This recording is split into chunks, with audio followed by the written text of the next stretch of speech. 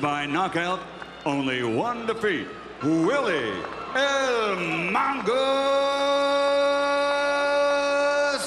Monroe Jr. Consisting of 32 fights, 32 victories, including 29 wins by knockout. Gennady, Triple G, Golovkin. Fight hard, fight clean, mouthpiece. Good luck to both of you. Boxed in Carson last fall. Since then, Golovkin went to Monte Carlo and went into the 11th round against Martin Murphy. I thought he was going to fill him out because Monroe would get too comfortable if Triple G doesn't hit him with something pretty hard early. Monroe in a rhythm at the beginning.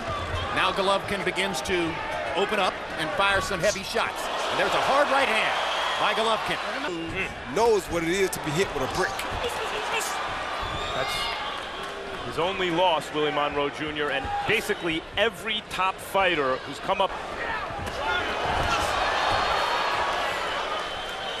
Golovkin seemingly a little bit right-hand centric now against the southpaw. That makes sense.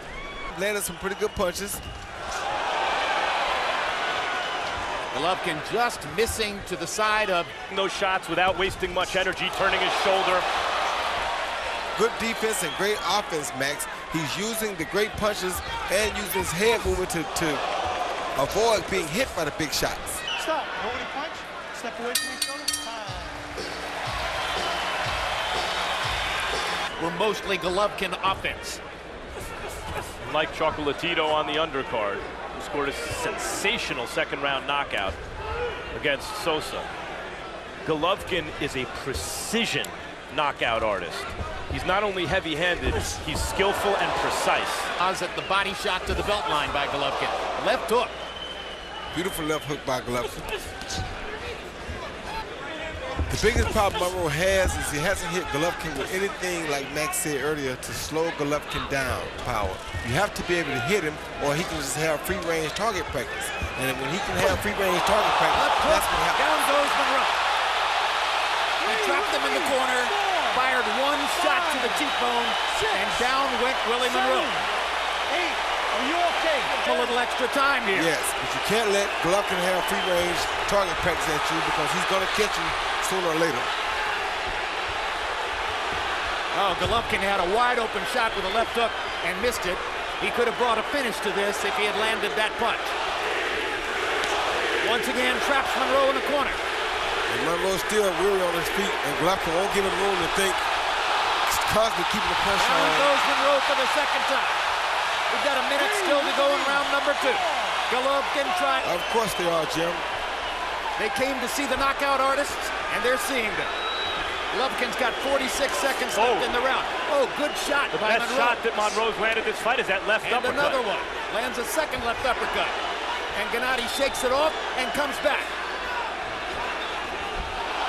Right hand, left hook to the body. One more shot upstairs, there it is. Overhand right, hurt him really bad.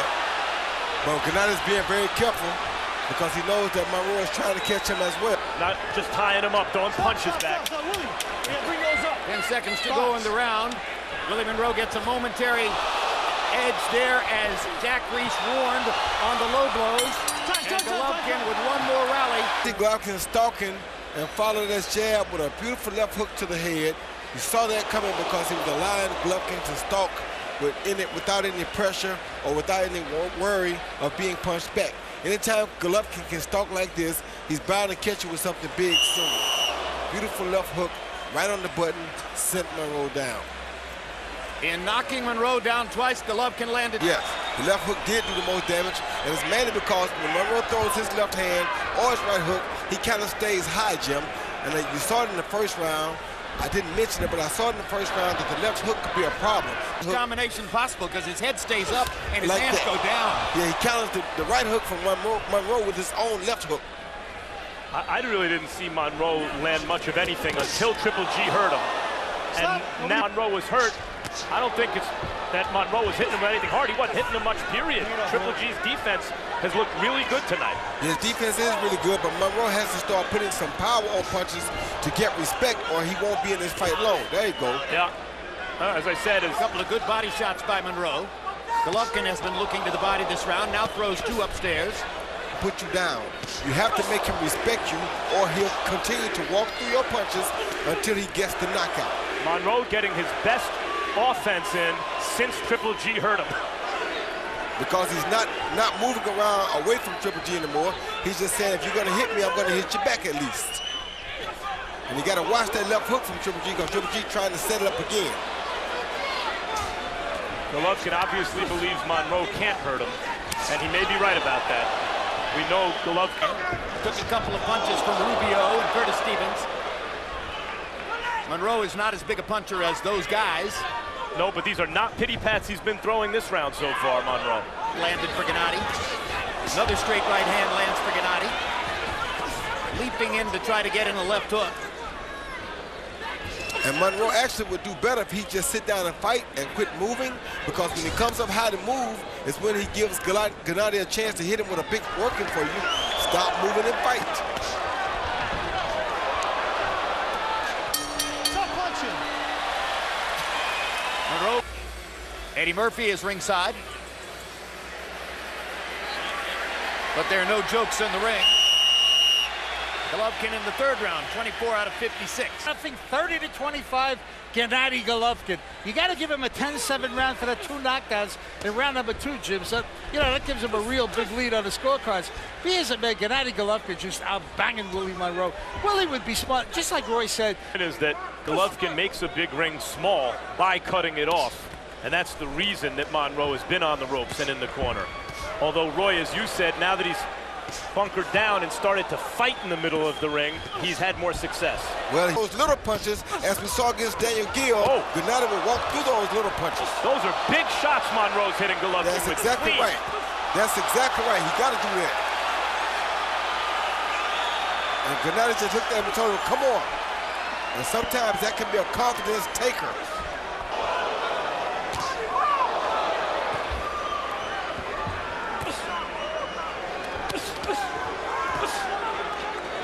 This is quite an effort Willie Monroe is putting forth here in round number 4. Unreal.